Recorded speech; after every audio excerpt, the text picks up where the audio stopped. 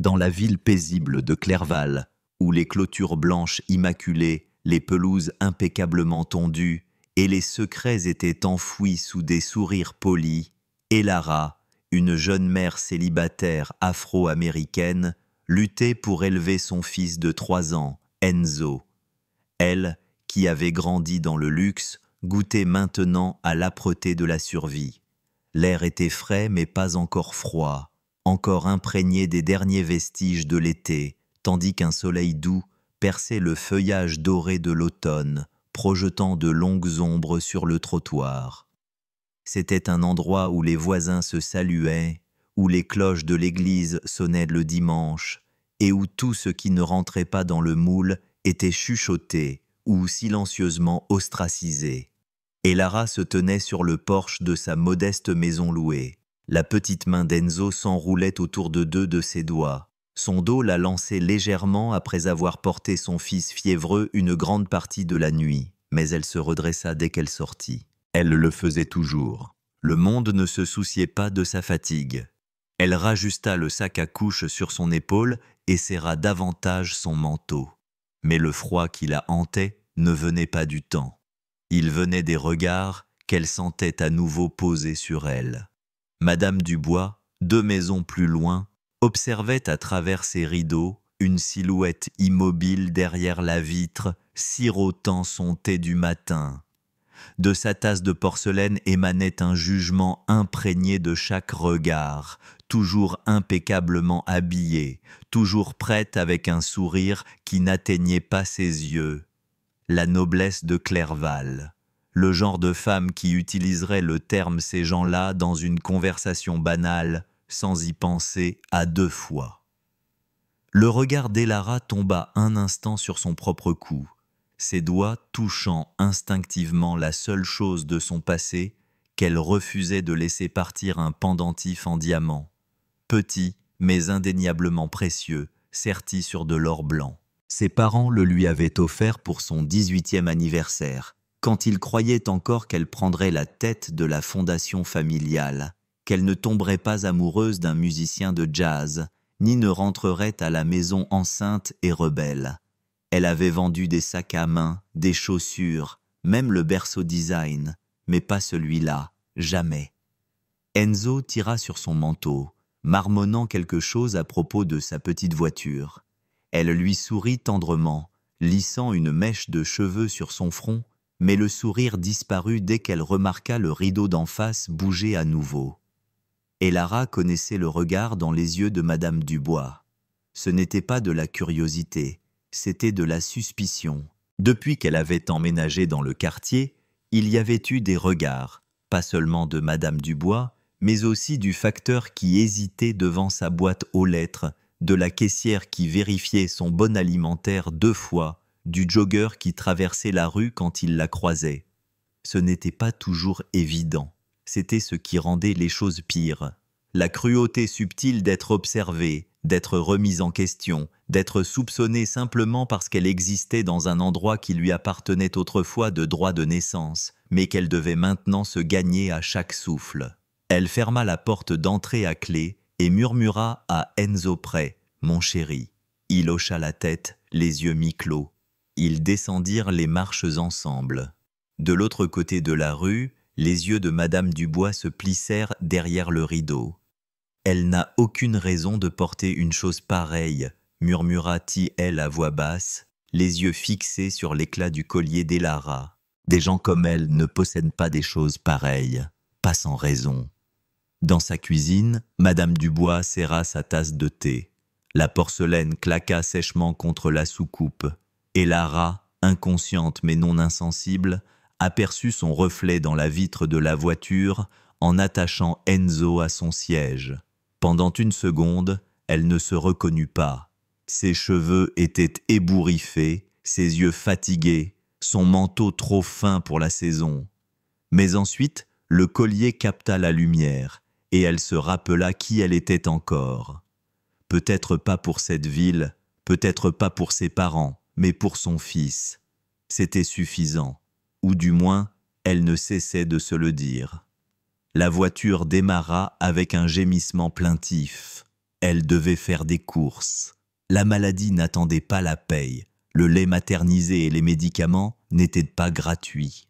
Et si les regards dans le quartier étaient un peu plus durs aujourd'hui, si les chuchottis étaient un peu plus vifs, elle les ignorerait. Car pour Elara, la survie n'était pas seulement une question de nourriture ou de logement. C'était une question de dignité dans un monde qui n'attendait qu'elle trébuche. Mais derrière l'un des rideaux, quelqu'un avait décidé qu'elle était tombée et le piège se refermait. L'air s'était épaissi depuis le matin. La douce chaleur de l'automne s'était transformée en une humidité qui pesait sur la peau d'Elara comme un avertissement. Elle attacha Enzo à son siège auto à l'arrière, faisant attention de ne pas le brusquer. Sa peau était chaude dans sa paume et sa respiration venait par petits halètements râpeux. Sa petite main serrait la peluche de chien qu'il avait nommée Doudou, un refuge de réconfort. Chaque toux était sèche et rauque, tendant ses nerfs comme des crocs. Elle n'avait pas beaucoup dormi la nuit précédente, pas plus que lui. Elle conduisait lentement, chaque bosse de la route faisant tressaillir la vieille berline, la faisant grimacer. Le dépanneur n'était qu'à 8 pâtés de maison, mais pour elle, cela semblait à des kilomètres, alors qu'Enzo respirait comme à travers une paille. L'esprit d'Elara était en ébullition. Acheter du lait, du sirop contre la toux, peut-être une compresse chaude s'ils en avaient. Tout cela avec les 20 derniers euros de son portefeuille. En passant devant la maison de Madame Dubois, elle le sentit avant de le voir. Le frisson instinctif à l'arrière de sa nuque. Elle ne tourna pas la tête. Elle n'avait pas besoin de le faire. Le rideau bougea. Bien sûr, il bougea. Madame Dubois était toujours là, comme une sentinelle de la pureté suburbaine. Elara garda le menton haut, une main touchant brièvement le pendentif à son cou, comme elle le faisait toujours lorsque le monde la faisait se sentir petite. Mais aujourd'hui, ce n'était pas un défi, c'était une question de survie. Si elle ne s'accrochait pas à quelque chose de réel, elle risquait de disparaître complètement. Derrière la fenêtre, Madame Dubois observait avec la concentration d'un faucon. Elle avait immédiatement reconnu le collier, la façon dont il scintillait sur la clavicule d'Elara. Il y avait quelque chose qui ne semblait pas correct, trop extravagant, trop propre. Pas pour quelqu'un avec des baskets sans marque et un manteau effiloché au poignet. Elle plissa les yeux. Son cerveau avait déjà commencé à basculer vers le soupçon. Elle avait entendu parler d'un cambriolage la semaine dernière de l'autre côté de la ville. Et la nouvelle fille au salon n'avait-elle pas mentionné avoir vu quelqu'un de suspect près du parc? Elle murmura à voix basse, la voix tendue par la certitude « ça ne lui appartient pas ». Impossible. À moins qu'elle... Elle ne termina pas sa phrase. Elle n'avait pas besoin de le faire. Ses doigts glissèrent rapidement sur son téléphone. Dans le magasin, Elara se déplaçait avec une concentration anxieuse. Enzo se blottit contre sa hanche, la tête sur son épaule. Ah. Elle prit un demi-litre de lait, une petite bouteille de sirop contre la toux et un paquet de mouchoirs. Alors qu'elle s'approchait du comptoir, le jeune caissier lui offrit un sourire timide qui n'atteignait pas ses yeux. Elle ne le blâmait pas. Tout le monde la regardait comme ça ces derniers temps, comme si elle était à la fois trop et pas assez. Quand elle tendit les billets froissés, elle sentit à nouveau les regards. Une femme au distributeur de billets, un homme près du réfrigérateur des sodas. Ils avaient tous vu le collier. Certains clignaient des yeux et se détournaient, d'autres non. La peau d'Elara frissonna. Elle réajusta Enzo dans ses bras, rentra le collier sous le col de son manteau et sortit sans un mot de plus. Le soleil était plus bas, projetant de plus longues ombres sur la route. Les feuilles bruissaient au vent qui se levait. Elara s'approcha de sa voiture, déverrouilla la portière et installa Enzo dans son siège. Sa respiration était toujours difficile, et elle lui murmura doucement, caressant ses boucles. « Bientôt à la maison, mon chéri. presque. Elle ne remarqua pas la voiture de patrouille qui s'arrêtait derrière elle. 2 officiers en sortirent, l'un plus âgé, trapu, la mâchoire serrée et un insigne qui semblait parfaitement poli. L'autre plus jeune, mais avec la même posture rigide, les yeux fixés sur elle comme s'ils avaient déjà une sentence écrite dans leur carnet. « Madame », aboya l'officier le plus âgé, « éloignez-vous du véhicule », et Lara se raidit. « J'essaie juste de ramener mon fils à la maison. Il est malade. Regardez, il a de la fièvre. Nous revenons juste du magasin. Nous avons reçu un appel concernant un vol potentiel et une activité suspecte. Quelqu'un correspondant à votre description. Ma description demanda TL, la voix tendue. J'habite ici. J'essaie juste d'acheter du lait pour mon fils. » La main de l'officier plus jeune se posa sur sa ceinture, reposant nonchalamment près de son taser. Le plus âgé fit un nouveau signe. « Nous avons besoin que vous vous écartiez maintenant. » À l'intérieur de la voiture, Enzo commença à pleurer. Les voix soudaines, les lumières, le ton, tout se heurtait dans son esprit fiévreux. « Maman » gémit-il, les larmes coulant sur ses joues. « Maman » Et Lara recula, les mains légèrement levées, la voix tremblante mais claire. « S'il vous plaît, vous lui faites peur. Vous ne comprenez pas. Madame, je ne le répéterai pas. Elle ne courut pas. Elle ne cria pas. Elle ne résista pas. Mais au moment où ils s'approchèrent d'elle, saisissant ses poignets avec une force inutile, tordant ses bras derrière son dos comme si elle était dangereuse, comme si elle était armée, comme si elle était autre chose qu'une mère désespérée, quelque chose se brisa en elle. Ses yeux restèrent fixés sur Enzo, qui hurlait maintenant, la voix cassée, le visage pressé contre la vitre. Maman cria « T'es-il » ? Maman. Non. Les passants s'arrêtèrent sur le trottoir. Des téléphones furent sortis. Quelqu'un murmura « Qu'est-ce qu'elle a fait ?» Un autre dit « Elle ne ressemble pas à une menace », mais personne n'intervint. Personne ne dit « Arrêtez ». Madame Dubois se tenait de l'autre côté de la rue, les bras croisés, observant avec un sourire tendu. Dans son esprit, elle avait fait ce qu'il fallait, appeler les autorités, protéger le quartier, maintenir l'ordre. Ce collier n'appartenait pas à des gens comme ça. Il devait être volé. C'était la seule explication qui avait du sens pour elle.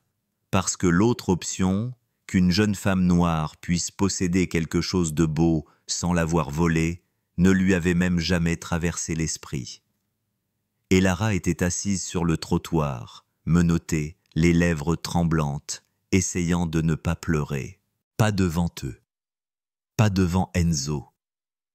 Mais quand elle l'entendit frapper contre la vitre de la voiture, sanglotant son nom, son corps frissonna. Le poids de tout s'effondrait. Pas seulement l'injustice du moment, mais de chaque instant avant cela. Chaque emploi qu'elle n'avait pas obtenu, chaque employé de magasin qui l'avait suivi dans les allées. Chaque fois que quelqu'un avait serré son sac plus fort en la voyant passer, tout était là maintenant, l'enveloppant comme l'acier des menottes qui s'enfonçaient dans sa peau. L'officier appela des renforts à la radio. Une autre voiture arriva. Et Lara ferma les yeux. Elle avait connu le chagrin, l'exil, l'érosion progressive de son identité, mais rien, pas même le silence glacial de ses parents, ne lui faisait autant de mal que d'entendre son enfant pleurer et de ne pas pouvoir le prendre dans ses bras. Elle avait tout fait correctement. Elle avait joué selon leurs règles, travaillé dur, gardé le silence, enduré, et pourtant ce n'était pas suffisant. Pas ici, pas avec eux, pas quand sa peau racontait déjà une histoire qu'il ne voulait pas changer. Les lumières fluorescentes bourdonnaient au-dessus d'elle avec un rythme froid et indifférent, projetant des ombres pâles sur le linoléum fissuré du poste de police de Clerval. L'air était stérile, sec, vibrant légèrement au grésillement des radios et au chuchotement lointain.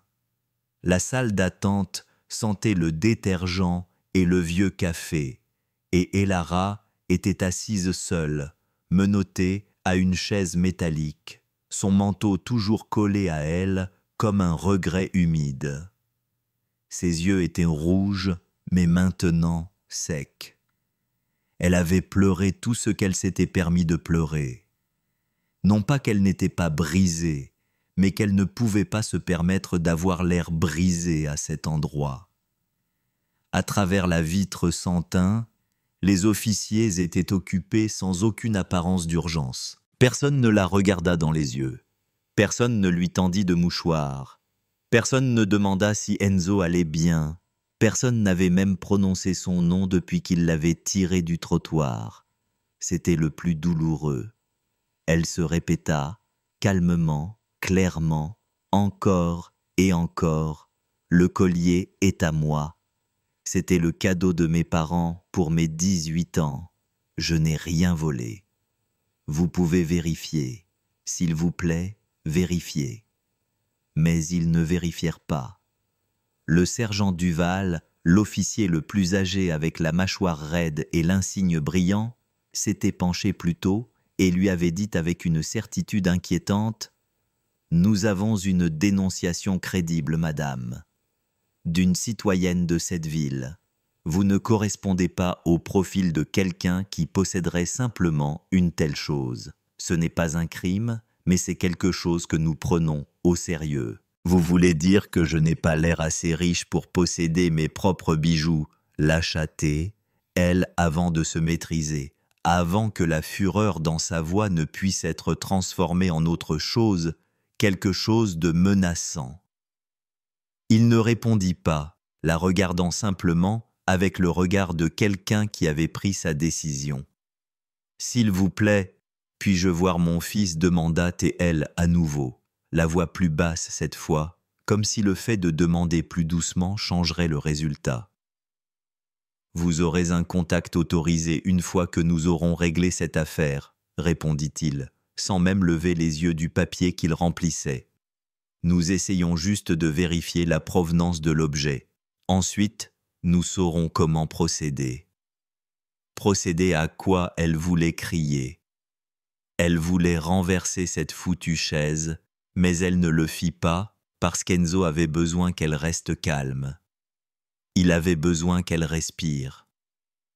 Elle regarda ses poignets, de légères marques rouges des menottes. Sa gorge était douloureuse, sa tête tambourinait, mais quelque part au fond de son ventre, cette petite flamme brûlait toujours.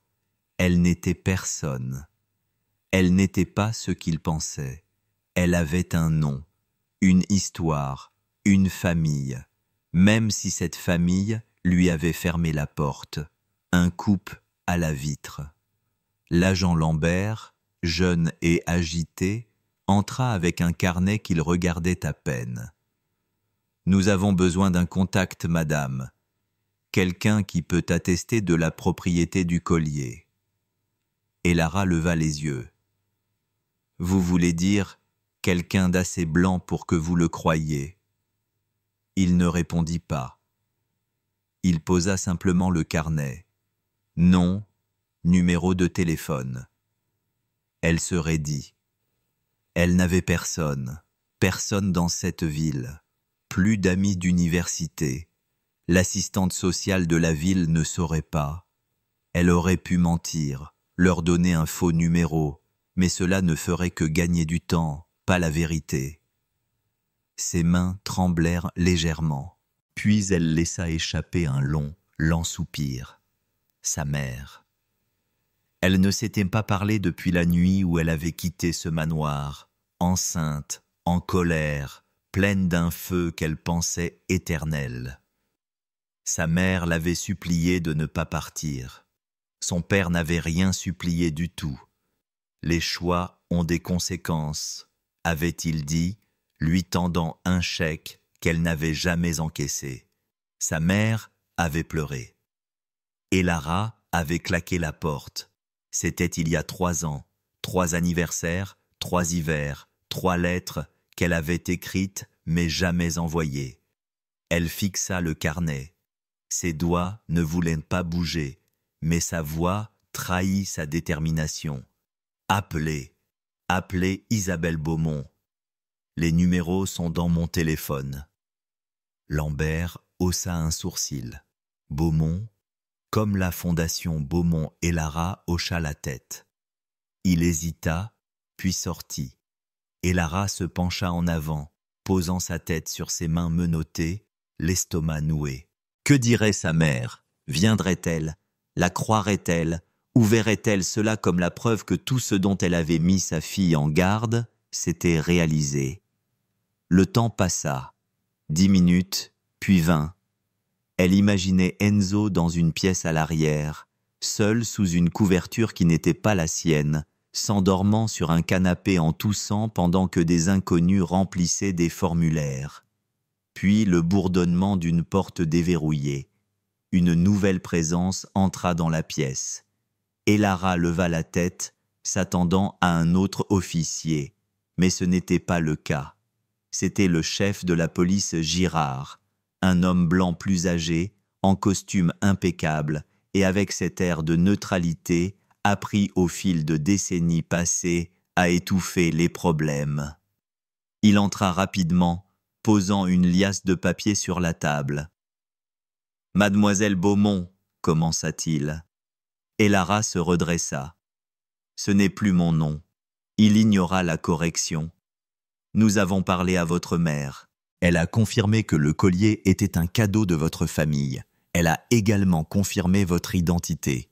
Je vous libérerai sous peu. » Ses lèvres s'entr'ouvrirent, stupéfaites. « C'est tout. » Il fit une pause. Il y a eu un malentendu. La voisine a agi de bonne foi. Bonne foi. Sa voix se brisa, basse et dangereuse. Vous m'avez menotté devant mon enfant, m'avez tiré de la rue, m'avez enfermé ici pendant des heures, et vous appelez ça un malentendu. Le visage du chef resta immobile. Il y aura une enquête interne. En attendant, nous vous conduirons auprès de votre fils. Et Lara ne remercia pas. Elle n'hocha pas la tête. Elle se leva simplement lentement, la chaise frottant derrière elle. Ses mains tremblaient toujours quand ils retirèrent les menottes. La douleur à ses poignets s'était apaisée, mais la rage en elle, non. Elle suivit le couloir, passant devant les bureaux et les uniformes et le grésillement des radios. Chaque pas semblait irréel, comme si elle marchait dans le cauchemar de quelqu'un d'autre. Puis elle l'entendit un léger sanglot, une quinte de toux, une petite voix qui l'appelait dans son sommeil. Enzo. Il était recroquevillé sur une banquette, les genoux contre sa poitrine. Doudou était serré dans ses bras comme un bouclier. Et Lara s'agenouilla à côté de lui, le serrant contre elle. « Maman est là !» murmura-t-elle, le berçant doucement. « Maman est là !» Derrière elle, le chef Girard se racla la gorge. « Votre mère est en route. » Et Lara ne répondit pas. Elle ne se retourna même pas. Ses yeux étaient fixés sur son fils. Elle embrassa son front et le serra plus fort. Quelque part au fond d'elle, elle le sentit. La plus petite fissure dans le mur qu'elle avait construit contre son passé. Le plus petit aperçu de quelque chose qu'elle ne s'était pas permis de ressentir depuis des années. L'espoir. Non pas parce qu'elle faisait confiance au système, non pas parce que justice avait été rendue, mais parce que pour la première fois depuis longtemps, elle n'était pas seule. Et quelqu'un qui lui avait tourné le dos franchissait enfin la porte. La nuit était tombée sur Clerval comme un lourd rideau, étouffant les sons et engloutissant les dernières traces de chaleur. À l'intérieur du poste, les lumières brillaient encore. Les officiers continuaient à classer des papiers, mais quelque chose avait changé. Il y avait maintenant une tension dans l'air, électrique, indéfinie, le genre de silence qui précédait toujours une tempête. Dehors, des berlines de luxe s'arrêtaient les unes après les autres sur le parking. Leurs moteurs ronronnaient doucement comme des prédateurs dans l'obscurité. Luxueuses, noires et incontournables, les phares perçaient la nuit, éclairant la façade du poste de police de faisceaux blancs vifs. Puis les moteurs s'éteignirent, les portières s'ouvrirent. La première à sortir fut Isabelle Beaumont, élégante, grande, sereine, chaque pas précis, comme si elle entrait dans une salle de réunion, et non dans un poste de police. Son manteau de cachemire blanc bougeait à peine au vent. Le cliquetis de ses talons sur le trottoir était autoritaire. Derrière elle se tenait Antoine Beaumont, son mari, un homme dont le nom était gravé sur les ailes d'hôpitaux et les bâtiments universitaires. Il portait un costume anthracite avec un col rigide et net, son expression indéchiffrable derrière des lunettes à monture argentée. Il avait l'air de venir acheter l'endroit, pas de poser des questions. Ils ne parlèrent pas à l'officier de service. Ils ne s'assirent pas. Ils ne demandèrent pas la permission. Isabelle s'adressa directement au sergent de service et dit, d'une voix douce mais froide, « Je veux voir le rapport d'arrestation et les enregistrements des caméras corporelles concernant la détention de ma fille. » Immédiatement, le sergent cligna des yeux. « Madame, je... » Antoine dit calmement mais fermement, d'une voix qui ne répétait jamais « chef Girard ». Le chef Girard sortit de son bureau, les lèvres serrées. « Monsieur et Madame Beaumont, il y a eu un regrettable malentendu. Vous avez détenu ma fille, » coupa Isabelle. « Vous l'avez menottée devant son enfant malade. Vous l'avez retenue pendant des heures, sur la base de quoi? D'un appel d'une voisine curieuse qui ne pouvait concevoir qu'une femme noire puisse porter un collier qui n'était pas volé. » Girard ouvrit la bouche, puis la referma. Derrière les Beaumont, une troisième silhouette entra. Une femme en tailleur gris foncé, lunettes, queue de cheval soignée, tenant une mallette en cuir. Elle ne se présenta pas. Elle n'en avait pas besoin. C'était l'avocate, et elle avait commencé à enregistrer. Et Lara se tenait près de l'entrée de la salle d'attente, tenant toujours Enzo, qui s'était maintenant endormi sur sa poitrine. Ses yeux s'écarquillèrent en les voyant. Ses parents étaient là, non pas comme des fantômes de déception, mais comme des boucliers anti-incendie. Elle ne bougea pas, une partie d'elle-même n'y croyant toujours pas. L'avocate parla la première, s'adressant à la pièce comme à une salle d'audience. Lara Beaumont a été détenue sans mandat, sans motif probable, uniquement sur la base du témoignage d'un citoyen privé sans preuve et ayant un historique connu de préjugés raciaux. Nous avons des dossiers documentés, des photos de la scène, des orodatages et des dossiers médicaux concernant la maladie de son fils. Nous avons également une authentification vérifiée du collier qui lui a été offert pour son 18e anniversaire par Isabelle et Antoine Beaumont, avec des photos, des reçus et une évaluation notariée d'il y a 6 ans. Elle posa un dossier mince sur la table. « Voulez-vous contester cela? J'apprécierais l'effort. » Le chef Girard se racla la gorge. « Ce ne sera pas nécessaire. C'est absolument nécessaire, » dit Antoine, s'avançant, sa colère à peine contenue, parce que cette ville a fonctionné sous l'illusion que la discrimination n'existait pas ici, que la politesse équivalait à la justice. Cette nuit a prouvé le contraire. Isabelle se tourna alors vers Lara, sa voix s'adoucissant légèrement. « Tu vas bien, mon amour ?» Et Lara regarda sa mère. « Vous êtes venu. Bien sûr que je suis venue, » répondit Isabelle, la voix tendue. « J'aurais dû venir il y a bien longtemps. » De l'autre côté de la pièce, Madame Dubois avait été amenée par un officier de patrouille, les bras croisés, les lèvres tressautant d'un défi anxieux. Quand elle vit Lara, sa bouche tomba. « Je n'avais pas l'intention de... Je n'étais pas sûre. Ça semblait juste étrange. Vous avez discriminé ma fille. dit Isabelle sans se retourner pour la regarder. Et vous avez mis son enfant en danger. Ce n'était pas seulement de l'ignorance, c'était de la malveillance. Les yeux de Madame Dubois papillonnèrent d'un visage à l'autre. Je ne savais pas qui elle était. Et c'est le problème, dit l'avocate d'une voix monocorde. Girard essaya à nouveau calmons-nous tous. Il n'est pas nécessaire d'aggraver la situation. Vous l'avez déjà aggravée, dit Antoine, en croyant un faux rapport sans vérification. En traitant ma fille comme une criminelle, tout en accordant à son accusateur le bénéfice du doute. Nous déposerons une plainte formelle contre la voisine pour harcèlement et diffamation, ajouta l'avocate, et une demande d'enquête sur les droits civiques concernant la conduite de ce département. La pièce était maintenant silencieuse. Les officiers regardaient leurs écrans ou le sol. Même le grésillement de la radio semblait retenir son souffle. Madame Dubois était pâle, les épaules rentrées. Ce n'est pas juste. Et Lara parla enfin, sa voix basse, pleine de mordant et de clarté. Juste, ce serait de marcher jusqu'au magasin sans une voiture de police sur mes talons.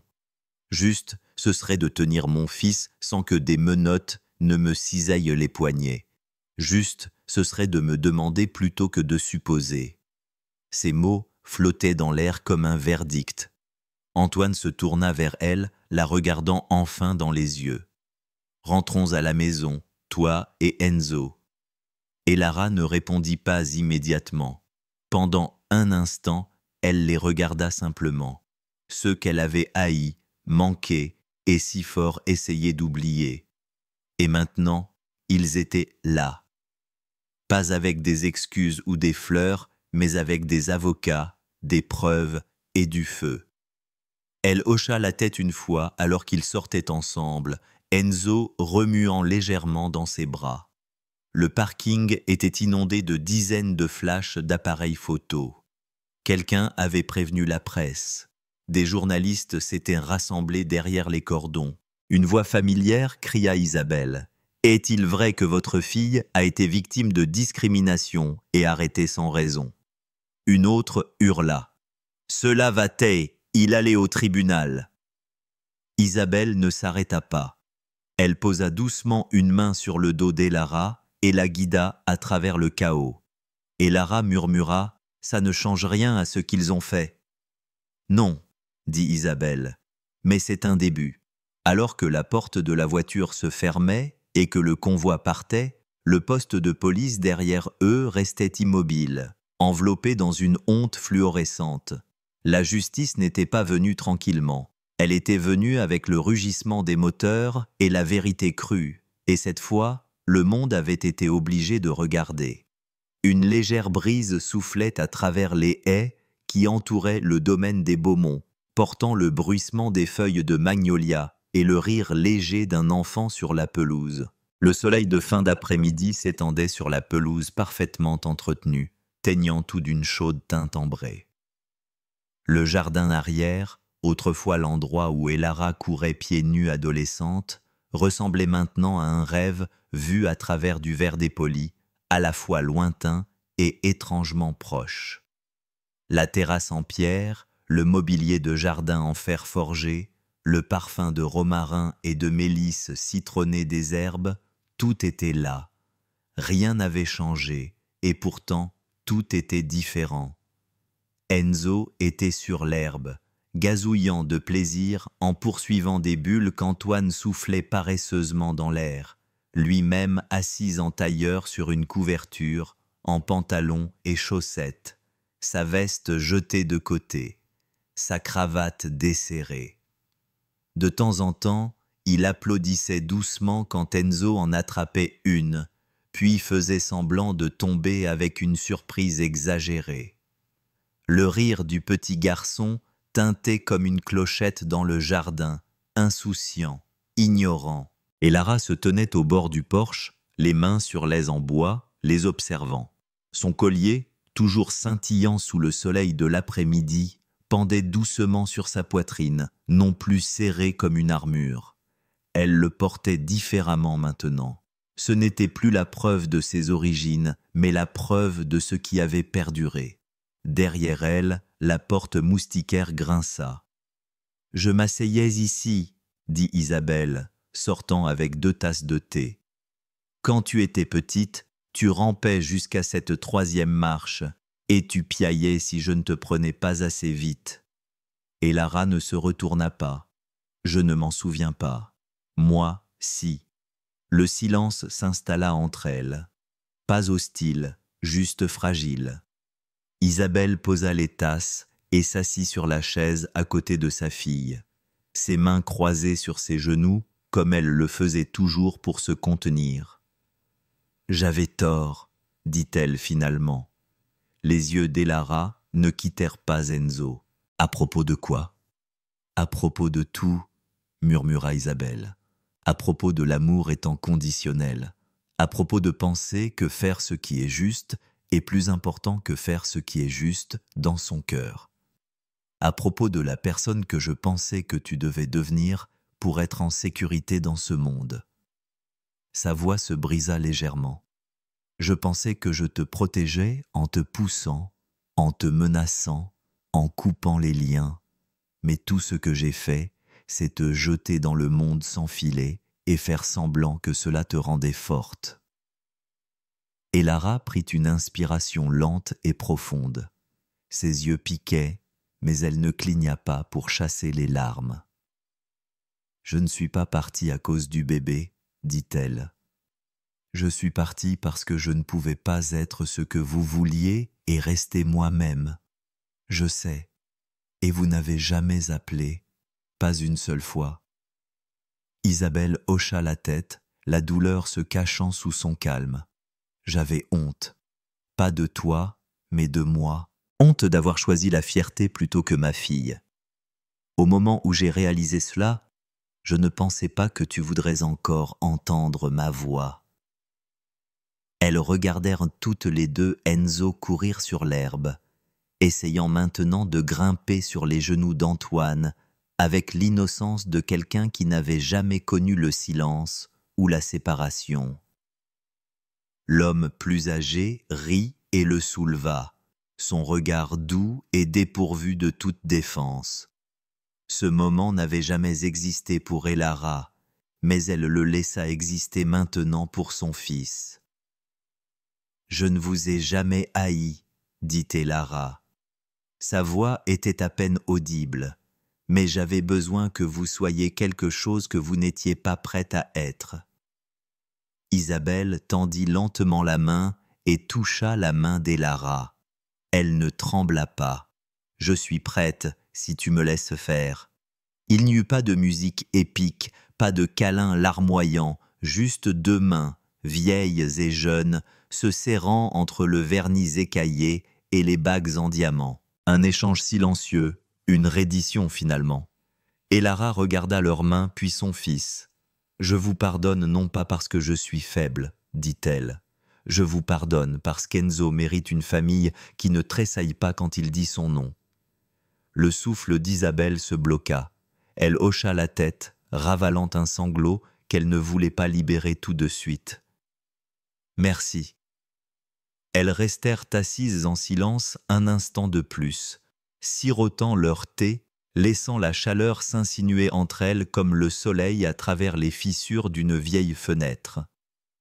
Plus d'excuses, plus d'explications, juste la présence. Alors que le soleil descendait plus bas, jetant une lueur dorée sur le porche, Antoine se leva, Enzo sur la hanche, et appela « Vous allez rester assise là toute la nuit, ou allez-vous venir dîner avec nous ?» Et Lara sourit doucement, sincèrement, et se leva, époussetant une poussière invisible de son jean. Elle regarda le collier une dernière fois, le touchant doucement, il ne pesait plus. Alors qu'elles descendaient ensemble le porche, Isabelle passa doucement un bras autour des épaules de sa fille. Elara ne se déroba pas. La caméra se reculerait lentement, révélant le jardin entier. Un enfant qui joue, une famille réunie, le ciel teinté d'orange et de rose. Le rire des générations se mêla à nouveau. Le collier capta la dernière lumière du soleil avant que la scène ne s'estompe. Non pas un symbole de richesse, d'attente ou de pouvoir, mais de quelque chose de bien plus rare, la réconciliation, et l'espoir silencieux mais tenace que même les blessures les plus profondes peuvent trouver le chemin du retour à la maison. Si cette histoire vous a touché, aidez-nous à atteindre 1000 abonnés afin que nous puissions continuer à créer davantage d'histoires significatives.